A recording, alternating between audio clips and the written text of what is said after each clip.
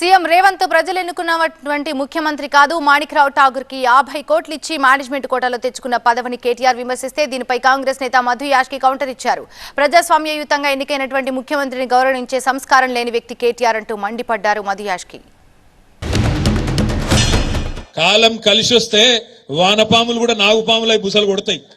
కాలం కలిసి వచ్చింది, తాంతగారుల బుట్ల పడ్డట్టు పడ్డావు.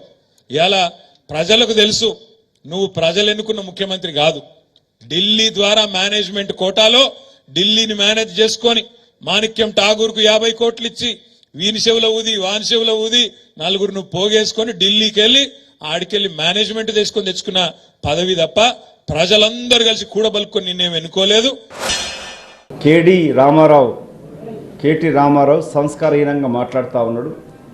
ప్రజలతో ఎన్నుకోబడ్డ ఒక మధ్యతరగతి నుంచి కుటుంబం నుంచి వచ్చిన రేవంత్ రెడ్డి గారి పైన కూడా అనుచిత వ్యాఖ్యలు చేస్తూ ఉన్నాడు.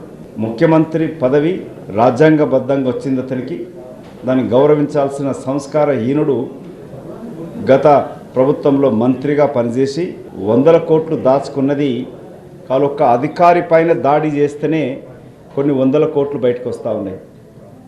ఒకసారి గమనిస్తే మళ్ళీ అప్పుడుగా ఇరిగేషన్ ప్రాజెక్టులు ప్రస్తుత కాంగ్రెస్ పార్టీ ప్రభుత్వం ఏ ఒక్క అవినీతి అధికారిని కానీ కల్వకుంట్ల కుటుంబాన్ని వదిలిపెట్టే ప్రసక్తే లేదు.